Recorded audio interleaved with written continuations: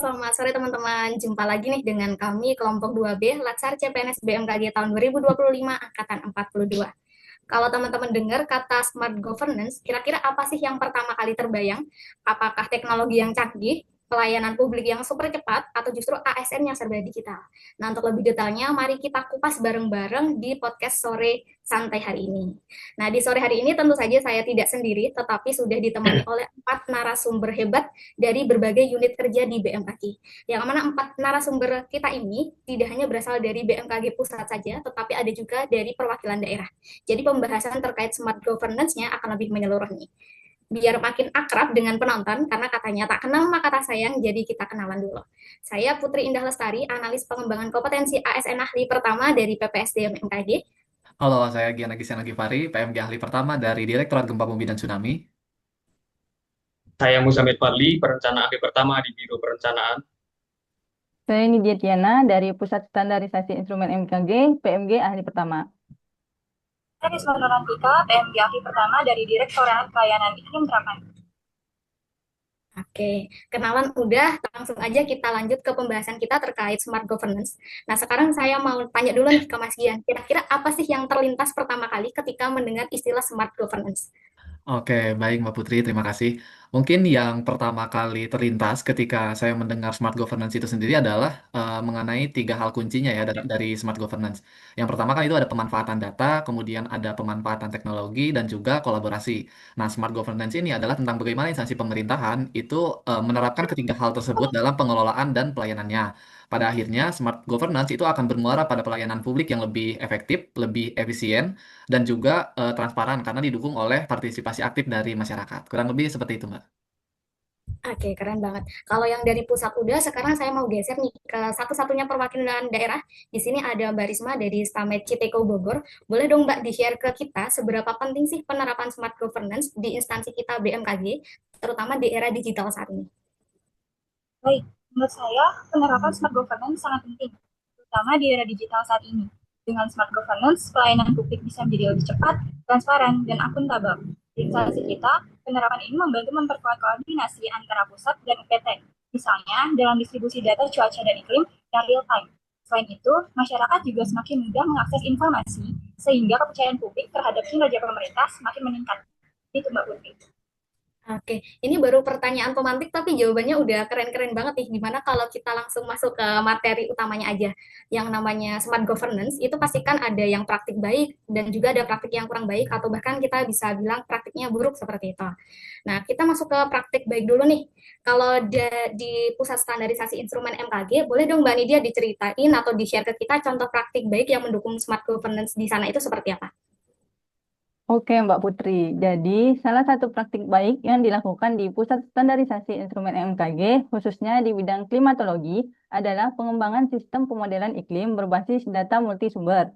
Misalnya, kita menggabungkan data pengamatan BMKG dengan data satelit internasional. Hal ini membuat hasil prediksi iklim seperti proyeksi curah hujan ataupun potensi kekeringan menjadi lebih akurat. Praktik ini mendukung smart governance karena informasi yang dihasilkan bisa langsung dimanfaatkan oleh pengambil kebijakan, seperti pemerintah daerah dalam merencanakan mitigasi bencana. Oke, keren banget. Tadi ada istilah data multisumber. Bisa banget nih, nanti coba saya praktekkan di PPSDM juga. Nah, kira-kira nih kunci keberhasilan praktik baik penerapan smart governance di Pusat Standarisasi Instrumen MKG, boleh dong di-share rahasianya tuh apa sih, Mbak? Nah, kunci keberhasilannya itu ada pada peningkatan kualitas data dan metode analisis. Dalam pemodelan iklim, validasi data lokal menjadi sangat penting agar hasil prediksi lebih sesuai dengan kondisi di lapangan. Selain itu, penggunaan teknologi komputasi yang lebih canggih dapat meningkatkan kecepatan pengolahan data, sehingga informasi yang dibutuhkan masyarakat maupun pengambil kebijakan bisa tersedia tepat waktu. Gitu, Mbak Putri. Oke, keren banget Mbak Nidia. Kita sebagai sama-sama dari Satuan Kerja Mandiri, boleh banget nih nanti coba saya praktekkan juga di PPSDM. Itu tadi kalau dari Satuan Kerja Mandiri. Sekarang kita lanjut ke Mas Dian nih yang dari Direktorat Gempa Bumi dan Tsunami. Boleh juga dong Mas di-share contoh praktik baiknya seperti apa? Oke, Mbak Putri. Kalau tadi Mbak Nidia mungkin menjelaskan dari ini ya, dari Pusat Standarisasi Instrumen, khususnya klimatologi. Kalau misal saya mencontohkan dari Direktorat Gempa Bumi dan Tsunami, Mungkin saya akan mengambil contoh dari Sekolah Lapang Gempa Bumi atau selanjutnya kita sebut SLG. Nah, SLG ini merupakan salah satu program yang melibatkan partisipasi aktif dari masyarakat secara langsung, yang artinya salah satu aspek dari smart governance sendiri itu terrealisasikan, yaitu kolaborasi dan atau partisipasi aktif dari masyarakat tadi.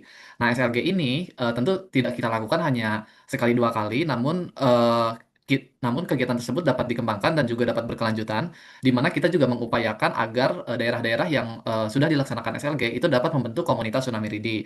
Nah, di dalam praktiknya atau dalam pelaksanaannya tentu pegawai dari BMKG atau yang kita melaksanakan SLG harus bersikap profesional sesuai dengan manajemen dari ASN itu sendiri, dan juga dalam memilih tempat atau lokasi untuk sekolah lapang gempa buminya juga kita memanfaatkan data gitu. Misal kita meninjau daerah-daerah yang sangat rawan untuk terjadi gempa bumi atau tsunami. Begitu, Mbak Putri. Oke, ya. Kalau ngomong-ngomong terkait komunitas nih Mas, kalau di PPSDM sendiri, terutama saya yang masuk di tim BMKG Corporate University, nah di sini kita punya yang namanya Community of Practice juga. Jadi sebenarnya tupoksi kita di BMKG ini saling nyambung nih satu sama lain. Misalnya dari tim BMKG Korpu yang merumuskan kebijakannya, nah nanti di tempatnya Mas Gian nih yang bikin komunitasnya. Contohnya kayak yang komunitas Tsunami Ready tadi, keren banget sih. Nah, tapi kalau menurut Mas Gian nih, dari contoh praktik baik tadi yang ada di Direktorat Gempa Bumi dan Tsunami, gimana sih caranya bisa ditularkan ke unit kerja lain, mungkin ke tempatnya Mas Fadli atau ke tempatnya Mbak Risma gitu. Oke, Mbak. Tadi kan Mbak Putri juga sudah mention sendiri ya, kalau misal ada corporate university di tempatnya PPSDM, yang artinya itu melibatkan melibatkan kita semua juga yang ada di internal. Nah, sebenarnya dari contoh saya tadi yang implementasi langsung, mungkin bisa dijadikan master program, dan kita juga tahu ya dari teman-teman lain juga ada sekolah lapang iklim, ada sekolah lapang cuaca dan sebagainya. Nah, mungkin penularannya adalah bagaimana program tersebut bisa diterapkan langsung dengan masyarakat gitu, agar ada timbal balik yang langsung dan nyata dari masyarakat.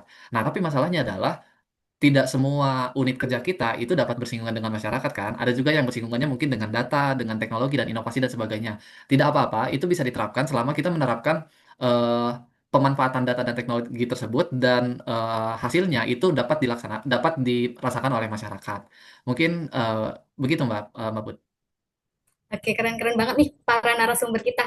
Itu tadi kalau dari sisi praktik baiknya ya teman-teman. Nah, sekarang kita coba lanjut nih ke praktik yang kurang baik atau bahkan bisa dibilang praktik buruk seperti itu. Nah, menurut Mbak Risma nih yang penempatannya ada di daerah, boleh dong Mbak disebutkan contoh praktik buruk yang masih menjadi hambatan dalam penerapan smart governance di Stamet Citeko Bogor. Mungkin menurut saya hambatan di Stamet Citeko itu salah satu contoh buruknya itu masih adanya keterlambatan dalam menginput dan melaporkan data cuaca secara digital ya Mbak.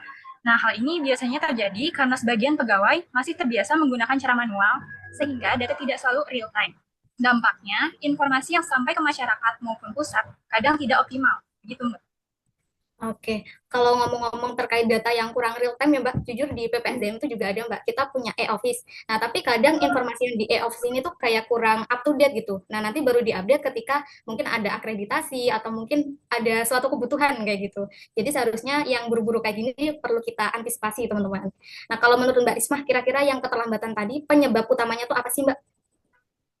Penyebab utamanya itu sendiri ada beberapa hal ya Mbak. Yang pertama, mungkin rendahnya literasi digital sebagian pegawai, sehingga mereka kurang percaya diri menggunakan sistem baru.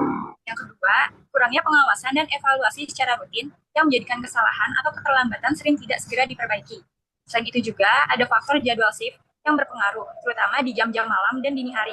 Karena mungkin kondisi kelelahan atau mengantuk yang menjadi faktor keterlambatan penginputan data yang seharusnya secara real time. Oke, mantul Mbak Risma. Nah, di sini juga sudah ada nih Mas Fadli. Mungkin saya mau beralih ke Mas Fadli biar Mas Fadli nggak ngantuk juga. Boleh dong Mas di-share juga contoh praktik yang kurang baik yang di Biro Perencanaan itu seperti apa? Nah, seperti yang dikatakan oleh Mas Dian tadi, bahwa semua unit itu tidak semua unit berinteraksi langsung dengan masyarakat kan. Kalau pekerjaan kami itu sangat bergantung pada dokumen, spreadsheet, dan presentasi.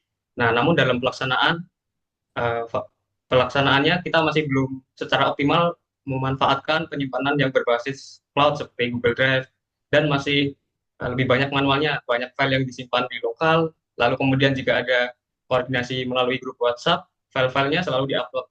Nah, ketika ada revisi selalu diupload ulang dengan namanya file yang berbeda. Nah, akibatnya muncul banyak versi dokumen. Nah, terkadang di kemudian hari membuat kami kebingungan gitu, mana file yang terbaru, dan ada kemungkinan juga nanti bisa rawan salah pakai gitu dokumennya. Nah, saya rasa praktik ini salah satu contoh yang bad practice ya, atau praktik yang buruk lah, karena belum secara optimal menerapkan prinsip smart governance yang menekankan digitalisasi, integrasi data, dan kolaborasi.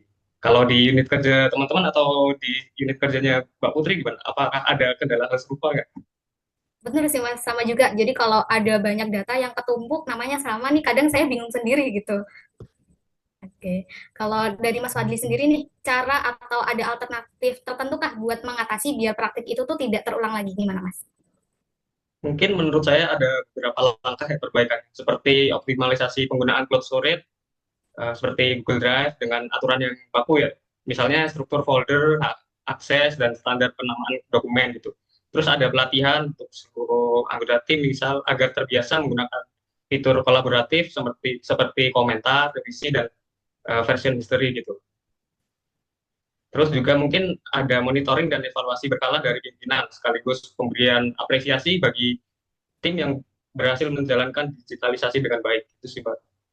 Oke, tadi strategi yang disebutin Mas Fadli sangat ini ya guys, sangat detail gitu. Nah, tadi juga disebutin salah satunya itu melalui pelatihan. Nah, kalau ngomong-ngomong soal Google nih, kemarin di PPSDM itu juga mengadakan OGD dengan kita kerjasama sama Google Workspace terkait dengan pemanfaatan AI. Nah, mungkin nanti kalau misalnya dari PPSDM ada pelatihan-pelatihan yang lain, boleh nih dari teman-teman ikut join juga gitu.